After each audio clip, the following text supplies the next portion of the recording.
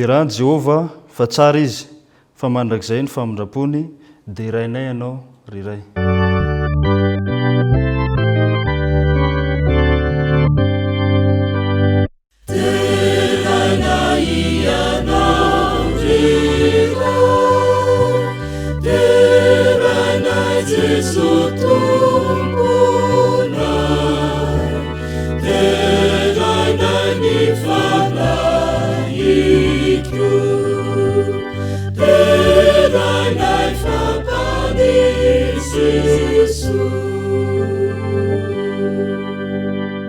Andriamanitra misondranao zay amin'izao ora sy fotoana manokan'izao.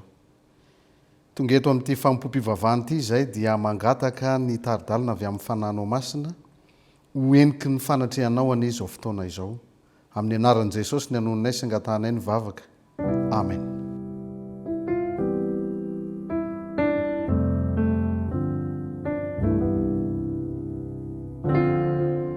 Mbola faly miarabantsika tsiraray avy na tratra ity sabata masina ity. Fahasoavan'ny tompony eo amintsika mandrakariva ary misy tsy salama dia mirary fahasalamana ho antsika ary mirary sabata feno fifaliana ho antsika tsiraray avy. Amen.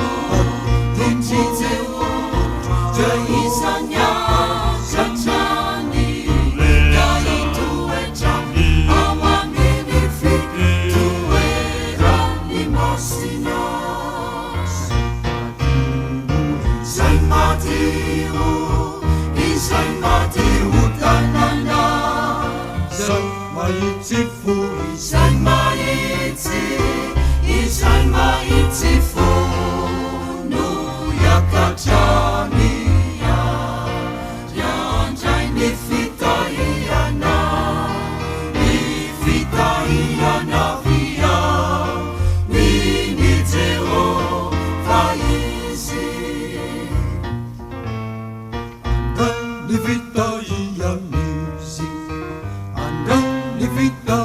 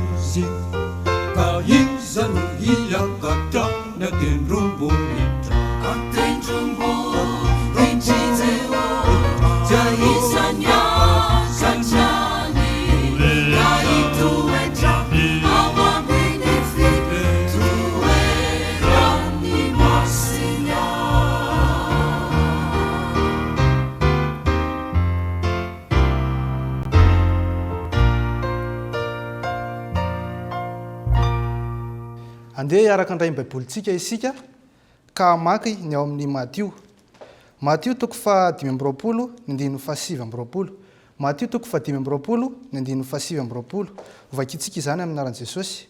Fa izay rehetra manana dia omena ka hanambe izy, fa izay tsy manana kosa na dia izay ananany aza dia alana aminy.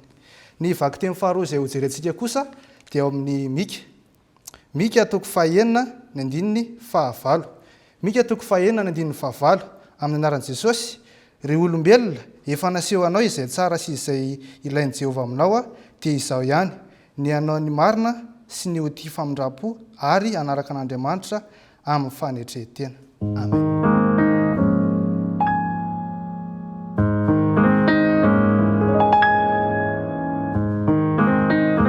Mivavaka isika. Rainay tsara sy masina indrindra any an-danitro, miantso ny anaranao zay amin'izao ora sy fotoana manokana izao.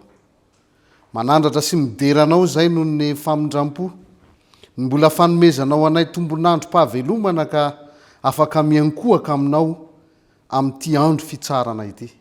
Misaotranao zay noho ny famindramponao, ary ankehitriny tompo dia mety eza mindra fo sy amela ny elokay tamin'izay vitanay ka tsy araka tamin'ny sitraponao.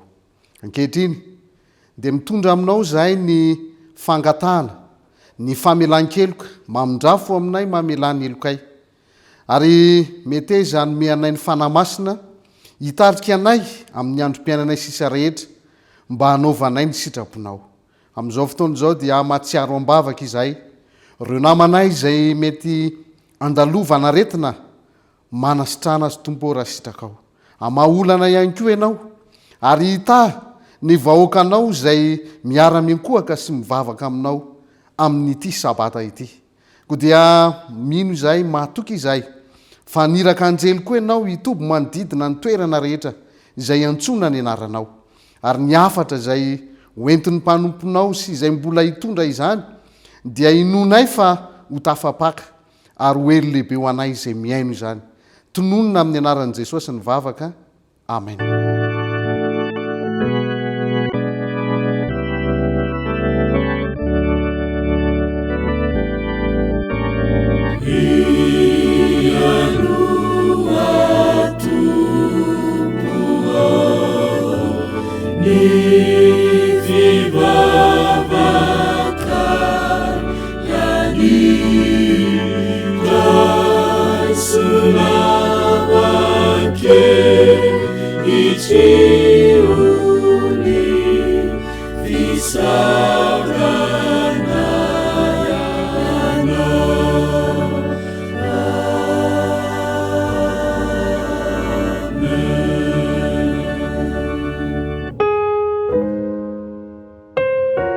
Tonga eo amin'ny fanompoam-piavahana manokana isika izao dia ny ampafolony sy ny fanatitra izany. Ny tenin'Andriamanitra dia milaza ao amin'ny Luka 1:7 manao hoe fa tsy hisy tsoa tanteraka ny teny rehetra izay ataon'Andriamanitra. Raha mbola nianatra teolojia tao amin'ny Université Solusi any Zimbabwe i Mondia mba azo ny mari-pahaizana BA na Bachelor of Art dia nanasa any Dr Cornelius ny université mba hanao herinandro fiaraha-mivavaka sy fisintonana ara-panahy. Nipetraka teo amin'ny W farany tao am-piangonana i Mondia mivady sy ny zanany roa lahy kely izay toerana natokana ho an'ireo mpitaizakely. Isaky ny hariva dia mipetraka miaino sy ny afatra izay ambaran'ity Dr Cornelius izay evangelista malaza sy mpitarika fivavahana ity. Tsapany Mondia nefa fa misy tovolahy izay mipetraka teo anoloany izay miresaka sy mitabataba fotsiny rehefa tonga ilay fotoana hariva. Nanapa-kevitra i Mondia ny vavaka ho an'ity tovolahy ity mba hiovany izany fihetsika izay ataony izany. Kanefa arakaraka ny nivavahany Mondia no vao maika nanakotaba sy nanelongelona ny hafa ireto tovolahy ireto.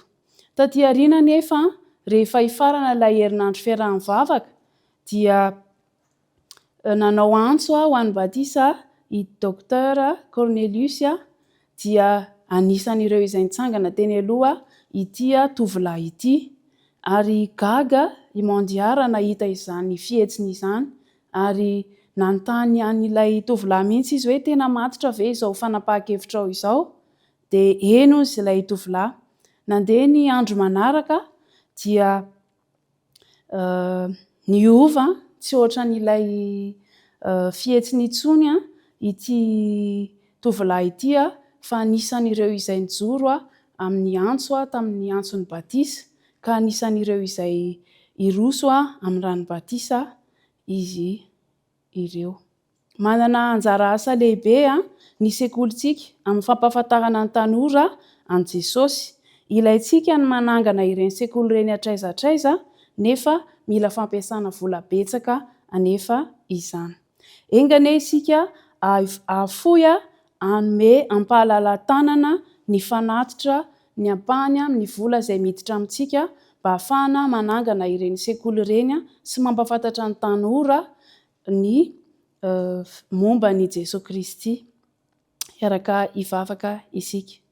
Andriamanitra rainay tsara indrindra izay any an-danitro, misaotra anao izahay fa mbola afaka manolotra ny ampafolony sy ny fanatitra ho anao. Akasitrao izany fanatitra izany ary ampio koa izahay mba hanome betsaka ny amin'izany fanatitra izany mba hahafahana hanatanteraka ny sekoly maro manerana izao tontolo izao. Amen.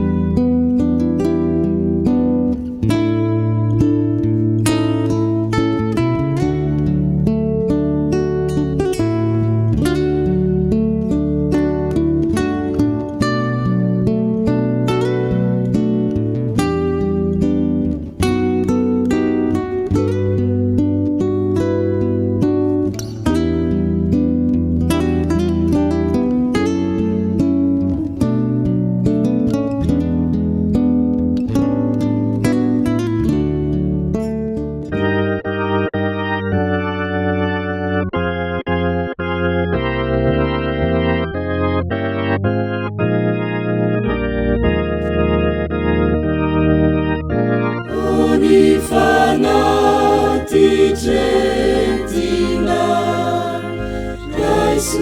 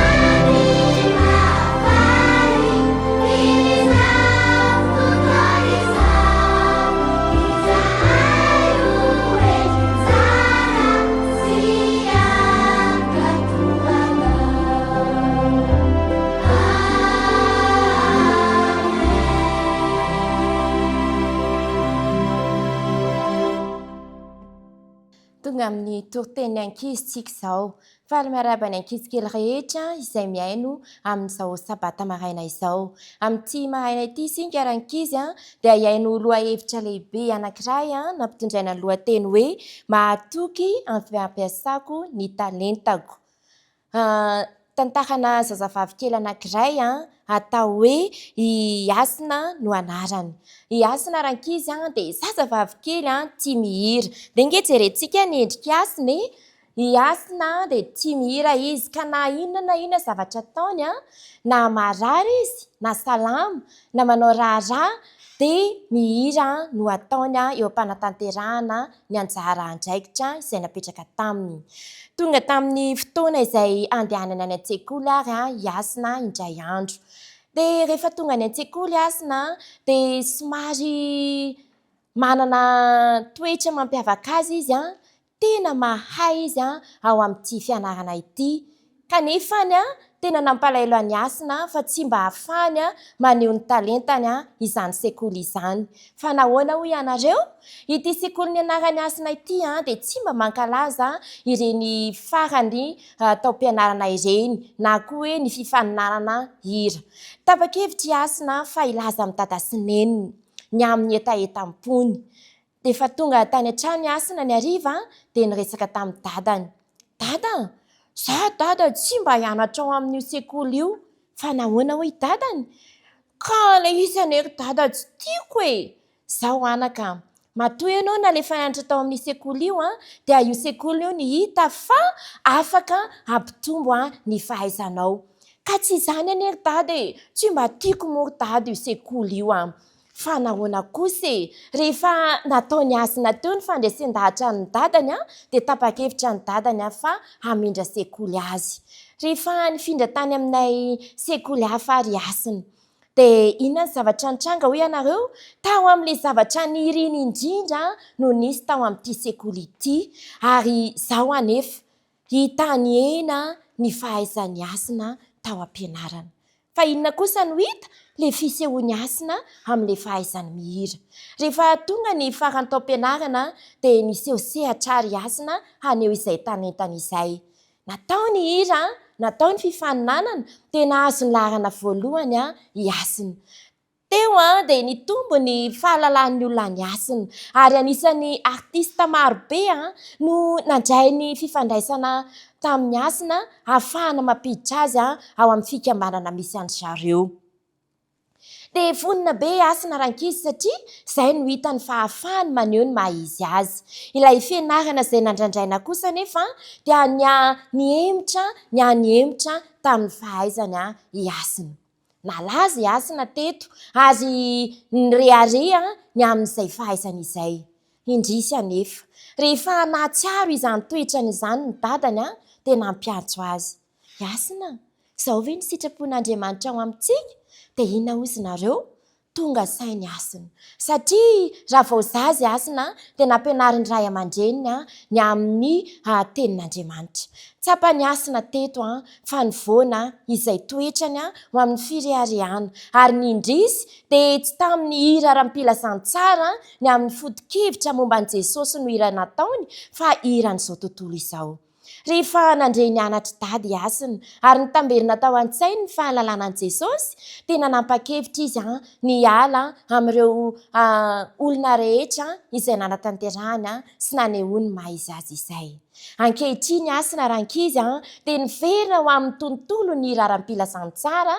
hanandratra an' Jesosy dia izay no afatra ampitaina aminareo rankizy voalohany indrindra dia izao mila miaino ny torohevitra dada sy neny ary mila miaino ihany koa ny bitsika Jesosy izay ao aminareo ao amin'ity maraina ity dia tiako ny ankizy kely rehetra mba ampitombo ny talentany ao amin'i Jesosy araka ny vakiteny izay norenentsika teo ny Matthieu 5:20 ka ny 9:20 ka hatramin'ny 9:20 manao hoe koa alao amin'ny talenta dia omeo ilay manana talenta 10 fa izay rehetra manana dia omena ka hanabe izy fa izay tsy manana kosa na dia izay ananana aza dia alaina aminy rankizy malala ampitomboy ao amin'i Jesosy ny talentanareo mba ho fiderana sy ho fanomezam-boninahitra azy andeha hiaraka hivavaka isika sotranao izay Jesosy io fanomenao iny tantara iny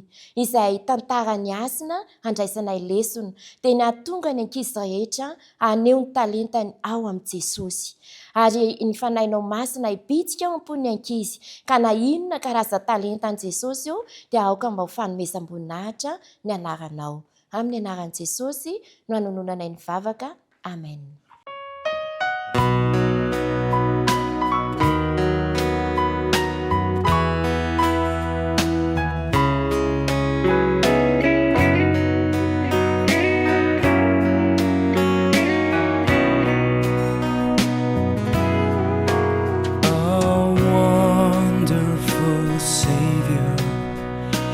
Jesus, my Lord, a wonderful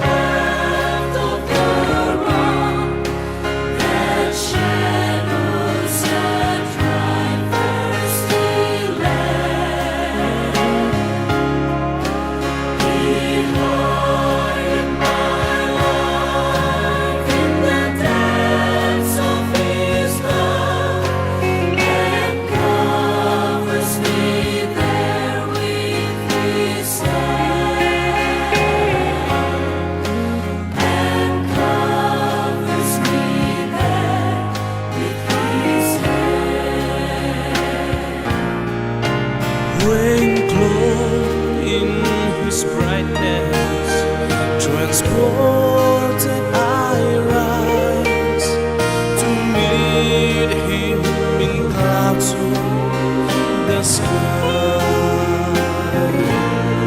His perfect salvation, His wonderful love, I'll shout with the millions on high. He hideth my soul in the cleft of the rock, that shadows and dry thirsty air. He hideth my life in the depths of His love, and covers me there with His hand, and covers me there with His hand, and covers me there with His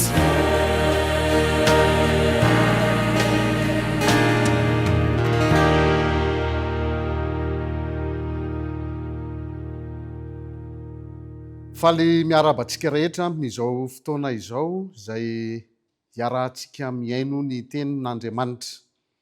Mankasitrahantsika ny fitantan'Andriamanitra satria misy fitondrany izay tsy mety ho takatry ny saintsika, koa dia raintsika Andriamanitra noho izany ary mirarisoanao zay manaraka sy miaino izao toriteny izao, mba ahita fitio anatrehan'Andriamanitra ka ho kion-dalana anankiray izay hanova ny fiainanao ho pejy vaovao, anloranao tena ho an'Andriamanitra ity afatra androany ity.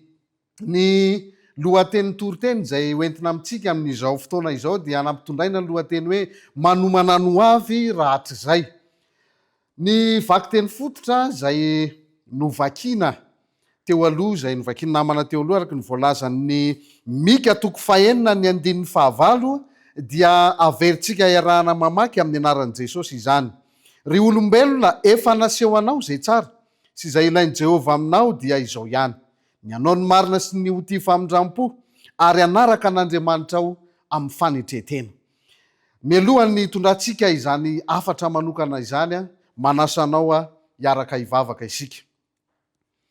Andriamanitra rainay eo, andray ny teninao izahay, mangataka ny fanahinao masina mba ampiteny azy miteny, ary ahaizany rehetra izay miaino mandray izany, ka tsy ho verimaina izao fotoana andrenesana ny afatra ao izao, fa ho votsara hamoy eo amin'ny fiainany tsirairay avy. Amin'ny anaran'i Jesosy ny anonay sy angatanay ny vavaka. Amen. Misy ohabolana malagasy anankiray izay manao toy izao hoe: tanora ratsy fiary, antitra vao ratsy loaka. Raha miaino izany ohampitenenana feno fahendrena zany isika dia manaitra sy mampianatra ny olona tsirairay zany, indrindra fa ny tanora, dia miresaka aminy fa arakaraky ny fivadobadian'ny taona sy ny andro no mareraka sy tsy azahoany rehetra manao ny asa mandraraintsony eo amin'ny fiainana. Ary izany indrindra no natonga ireo razambentsika nandinika ity ohampitenenana ity, fa raha tanora ianao ka manao atsirambina ny fiarinao raha mbola maharitra ny andro havelomanao, dia inona fa ampalahelo ny andro fanteranao. Aty amin'ny sehatry ny fanomponan'Andriamanitra koa ry havana dia misy an'izao teny izao manao hoe: kristianina ratsy fiomanana ho diso fanantenana amin'ny ora farany. Ina moa no tian'ilay loha hevitra ngeza be izay noresahantsika teo, ny amin'le hoe manomana ny ho avy rahatrizay. Raha namaky nanaraka tsara n'ilay vakiteny isika ao amin'ny Mika 9:15 dia ho raisitsika avy hatrany ilay tapany voalohany: ry olombelona. Mialohan'ny amaboasana an'izay hoe ry olombelona zay, dia tiako ny mampafantatra anao fa misy dingana anankitelo ao anatin'ity toriteny ity izay mamintina ny vakiteny eo amin'ny Mika 9:15. Ny dingana voalohany dia miresaka hoe mamantatra ny teny. Ny dingana faharoa kosa dia mamantatra ilay nampisy ny teny. Ary ny dingana fahatelo farany dia hoe mamantatra ny antom-pisian'ny teny. Andeha ho resitsika voalohany amin'ilay hoe mamantatra ny teny. Ny Mika 4:9 tapany voalohany.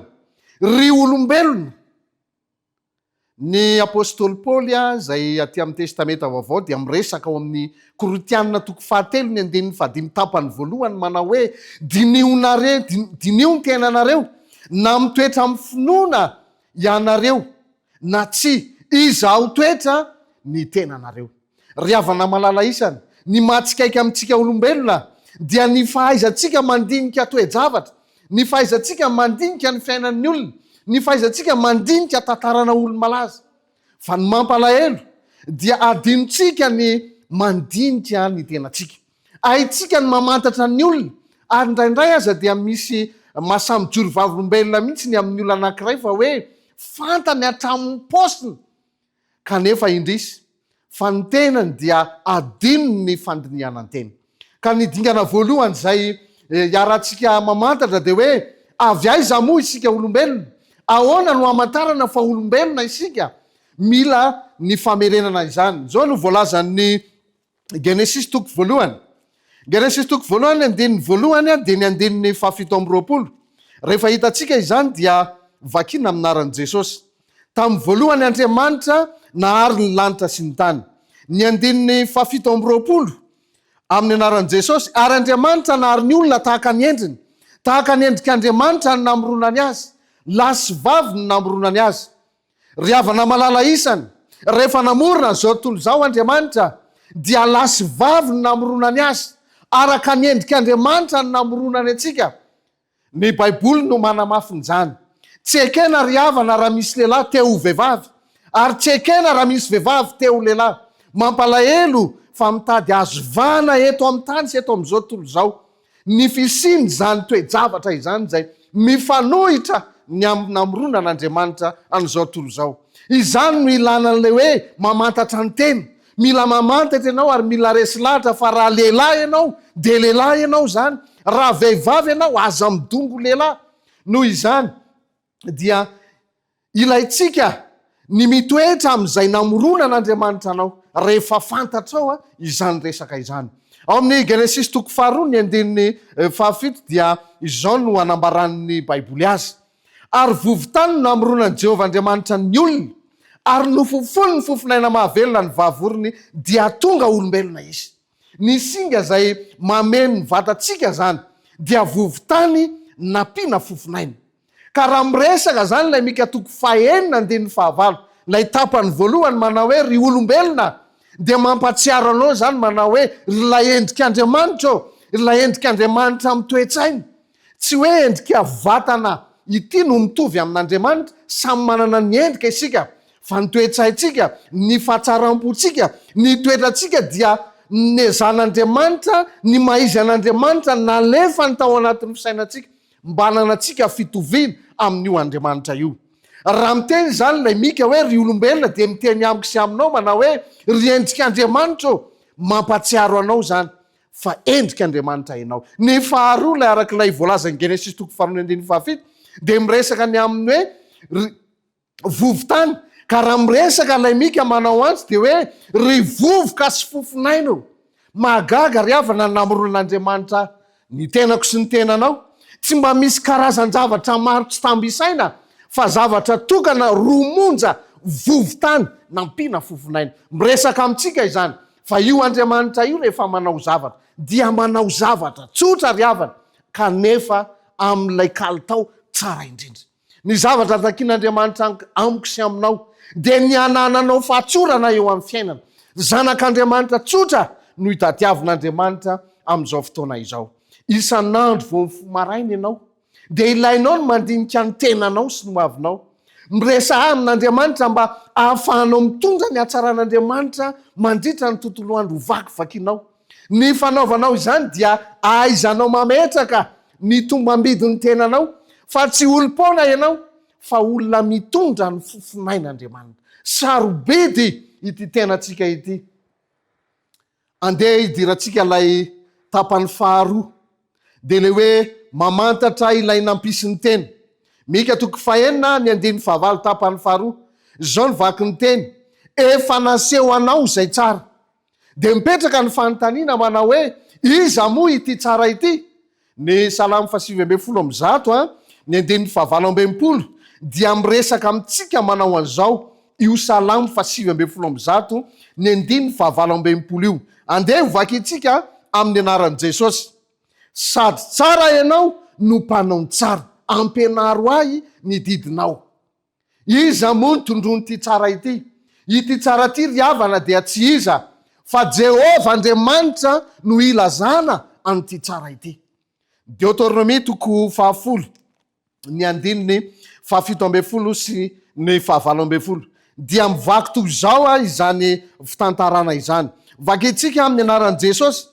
Fa Jehova Andriamanitra no Andriamanitra avo indrindra sy tompon'ny tompo, Andriamanitra lehibe sy mahery ary matahotra, izay tsy mizatavan'olona na mandray kolikoly, manome rary ny kamboty sy ny mpitondra-tena izy, sady tia ny vahiny ka manome azy hanina sy fitafiana. Ahoana moa ny amin'ity Andriamanitra ity?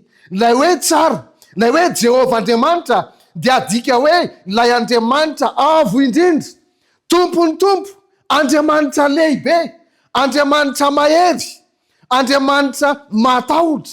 Dikany hoe matahotra dia zao Andriamanitra mendrim-panajana, mateanaja ty Andriamanitra ity. Andriamanitra tsy mizatavan'olona, Andriamanitra tsy mandray kolikoly, Andriamanitra mpanome havana malala isana, manome rariny any kamboty sy ny mpitondra-tena, Andriamanitra be fitiavana. Ary tia ny vahiny arak'ilay resaka ao amin'ilay Deutéronomie. Ny vahiny dia hoarina amin'ireo karazan'olona ohatrany hoe mirenireny, tsy manaiky anteherana, ary azo adika mihitsy hoe mpanota tsy manana fanantenana. Ny Jona toko 7 ny andiny 4:10 dia miresaka ohatran'izao manao hoe toy izao no nitiavan'Andriamanitra an'izao ny tontolo izao, nomeny ny zanany lahatokana. Voalaza ao amin'ilay Deutéronomie teo fa Andriamanitra mpanome hanina sy mpanome fitafiana io. Alay fisara-tsaina hoe ry havana, takoman'Andriamanitra ao anatin'ny 3 andro monja io masoandro io. Mety manontany ianao hoe taiza Andriamanitra nanome vara ivily anay? Mety tsy hame vara ivily aminao arabaky teny hita maso zany ry havana, fa raha takomana io masoandro io ao anatin'ny 3 andro, ho vitanao ve miasa? Ampidi-bola ve ianao? Inoko fa tsy misy afaka anao ninina ary tsy azo aina, ary ny hafarana aza dia mety hiaran'ny fahafatesana satria tsy mahita sakafo. Andriamanitra manome hanina, Andriamanitra manome fitafiananao amin'ny alanany fahafanao miasa sy ny tombonandro avelomanao.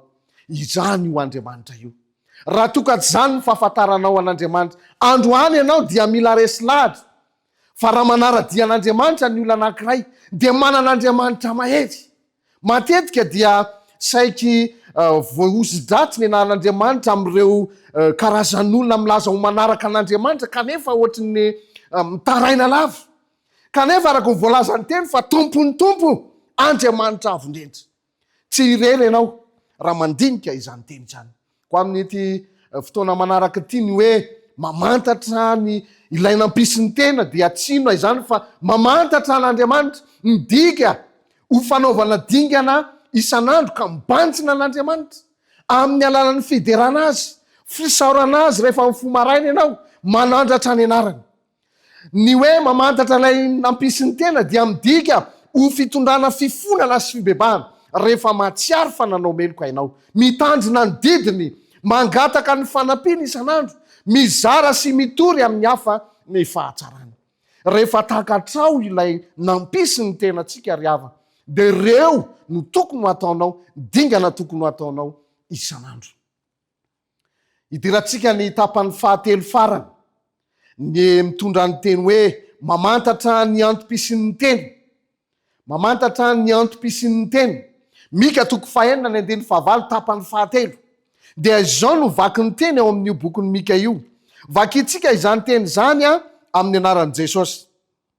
Sy izay ilain'i Jehova aminao dia izao ihany, ny anao ny marina sy ny ho tia famindram-po, ary anaraka an'Andriamanitra aho amin'ny fanitretena. Misy teboka tena ao anatin'ity tapany fahatelo farany ity ao amin'ny 5 tapany fahatelo amin'ilay vaky telo fototra dia reto avy zany teboka telo zany. Raha miteny zany lay teny hoe izao ihany dia midika zany fa tsy fitakiana sarotra ry havana, fitakiana tsotra. Azadiny fa nilay fahavalon'Andriamanitra na ilay satana na i devoly dia miezaka manano sarotra ny olona amin'ny fanarahana an'Andriamanitra, miezaka mampanahirana ny olona ny amin'ireo tsy azo arahana ny fitakian'Andriamanitra. Kanefa ny Baiboly dia miresaka fa izao ihany, toa miteny aminao zany fa zay fotsiny, tsy sarotra ry havana malala. Ny teboka voalohany zany lay ilainy Jehova ny antom-pisitsika dia ny hanao ny marina ho tia famindram-po ary anaraka an'Andriamanitra amin'ny fanetreteny. Inona moa no hevitra zany ity hanao ny marina ity? Jona 4:10 filazany tsara ny Jona 4:10 dia zao ny vaky ny teny amin'ny anaran'i Jesosy. O Jesosy taminy, izaho no lalana sy fahamarinana ary fiainana. Tsy misy olona makany amin'ny ray afa-tsy amin'ny alalako. Ka ny hoe manao ny marina zany ry havana dia hoe mandeha makeo amin'ny Jesosy. I Jesosy no evo ny fiainana zany olona izany satria Jesosy no lalana sy fahamarinana ary fiainana.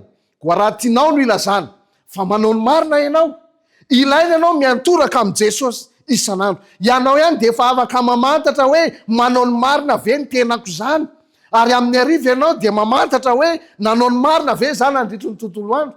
Ka rehefa tia malivaly tenao fa hanao ny marina dia midika zany fa nentoraka teo amin'ny Jesosy ianao tamin'iny tontolo andro sy tamin'ny nifoazanao maraina. Izany no ilain'i Jehova amintsika, izany no antom-pisitsika ry havana malala. Fa nahoana moa isika no asaina miantoraka eo amin'ny Jesosy?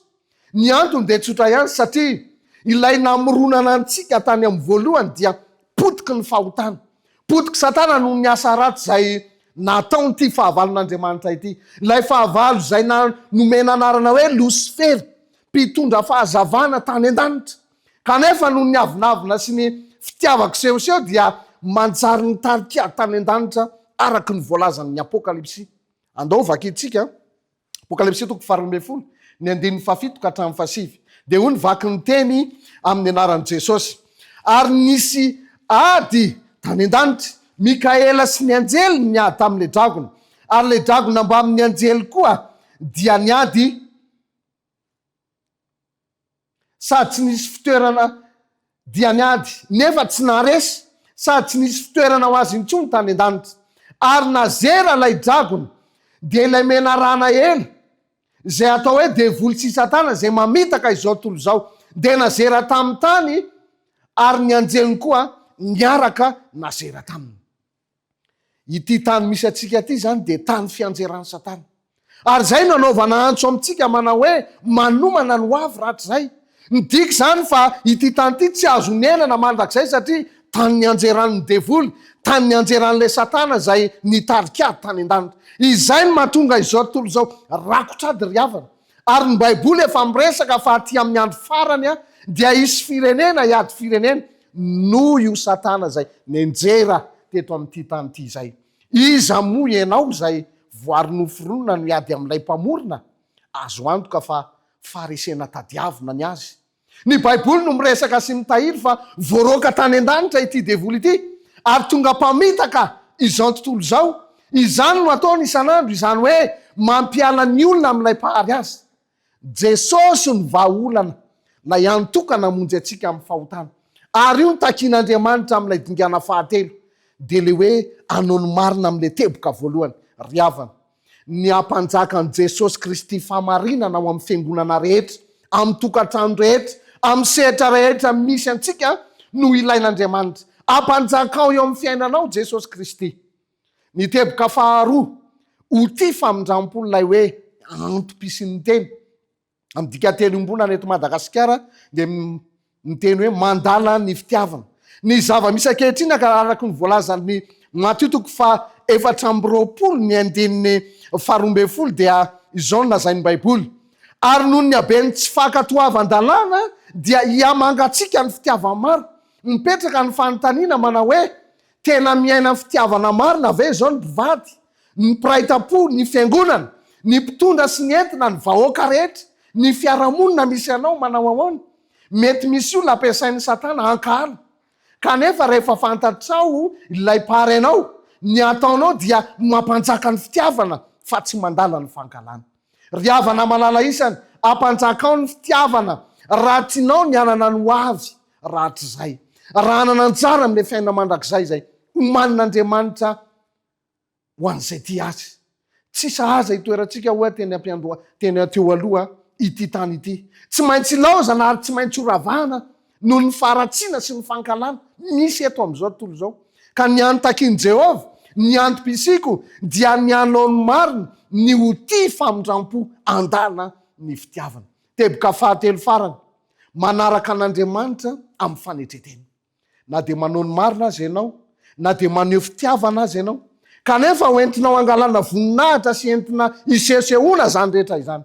Tsy misy dikan'izany hoy ny Baiboly. Ny Luka 4:4 ny andinin'ny 1:20 dia mivaky toy izao aminaran'i Jesosy: fa izay rehetra manandra tena no ahetry, ary izay manetry tena no asandratra. Tadidrio fa ny tsy fananana fanetretena kely monja ao anatin'ny segondra vitsy dia hiteraka olana goavana ao anatin'ny taona maro ary sarotra hovana izany. Ka ny hoe manetry tena dia manao antso manokana amiko sy aminao Andriamanitra. Miantso anao Andriamanitra. Fantatrao ve ny tena antom-pisinao? Fantatrao ve le hoe anao ny marina fa tsy ny fanohitra amin'izany? Ny antom-pisiko sy ny antom-pisinao dia ny andalana ny fitiavana fa tsy andalana ny fankalana. Ny antom-pisiko, ny antom-pisinao dia ny aina amin'ny fanetretena ary hiala amin'ny toerany fiavonavonana kosa tahaka nyity Losifera ity. Eto am-pamaranana, azo antoka ve ny rahatr' izay ianao? Ny lasa efa nivalona ry havana, ny ankehitriny efa namany vita, fa ny rahampitso sy ny afaky ny ampitso kosa sy ny rahatr' izay anao ahoana? Andeha hitompo maso le ho avy rahatr' izay ao anatin'ny fotoana fokely isika, ary io no hamaranantsika ity afatra ity. Tesalana voalohany 5:5 mivaky toy izao zany teny zany amin'ny anaran'i Jesosy. Tesalana voalohany 4:4 ny andininy 5:9 vakina ny teny amin'ny anaran'i Jesosy: fa ny tenany tompo no idina avy any an-danitra amin'ny fiantsoana sy ny feon'arik'anjely ary ny trompetan'Andriamanitra, ka zay maty eo amin'ny Kristy no hitsangana aloha. Ary rehefa afaka izany dia sika zay velona ka mbola mitoetra no akarina hiaraka aminy eny amin'ny rahona hitsenan'ny tompo any amin'ny habakabaka. Dia ho any amin'ny tompo mandrakariva isika, koa dia mifampionona ianareo amin'izany teny zany. Mipetraka amiko sy aminao ny fanontaniana fa amin'ny ho avy rahatr' izay io dia hisy fizarana anankiroa izao tontolo izao. Ao ireo ampahana olona izay maty eo amin'ny tompo, izay manana anjara amin'ny fitsanganany tena maty ary arabaky teny zany resaka izany. Ao kosa ireo izay velona ao amin'ny tompo, akarina hitsenan'ny tompo eny amin'ny rahoan'anitra. Dia mipetraka ny fanontaniana, anisany anana anjara amin'izany fotoam-boninahitra zany venao? Ho anao izay miaino izao toriteny izao, azonao antoka ve ny ho avinao rahatr' izay? Miantso anao Andriamanitra, mbola fotoana mety indrindra izao, anapahanao hevitra ka anaovanao dingana isan'andro. Voalohany, mamantatra ny tena. Ny faharoa, mamantatra ny nampisin'ny tena, ilay mifandray amin'Andriamanitra. Ary ny fahatelo, ny mamantatra ny antom-pisin'ny tena. Ka raha resy lahatra ianao fa mba tianana antsara amin'ilay ho avy rahatr' izay, fotoana mety indrindra izao anapahanao hevitra ka elanao amin'ny hevi-dravina maro samihafa ny momba an'Andriamanitra sy ny mandrakizay. Mbola fotoana mety izao izay ahafahanao mibebaka amin'Andriamanitra, miala amin'ny fanao ratsy. Fa ianao raha velona dia mba engana ho velona ho an'ny tompo.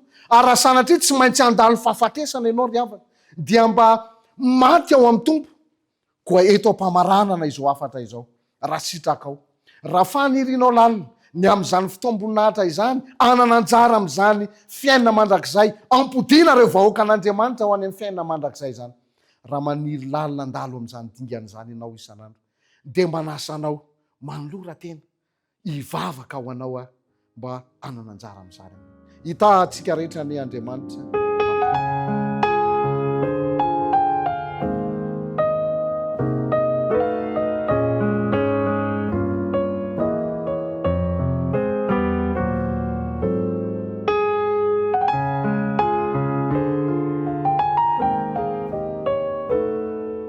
mbola manasanao a hiaraka hivavaka isika.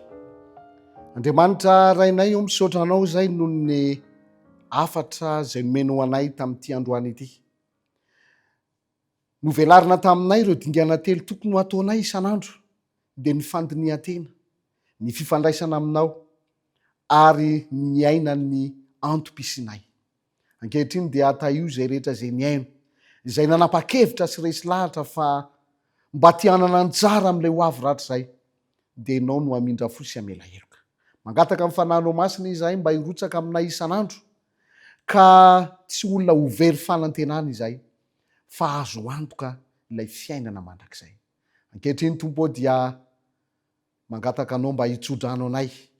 Tenako dia solo tena fotsiny ihany, fa ianao mihitsy no hita izao tsodrano izao, manao hoe hitanao anie Jehova ka hiaranao, ampamirapiratra ny taviny aminao anie Jehova ka mindra fo aminao, anandratra ny taviny aminao anie Jehova ka nome anao ny fiadanana.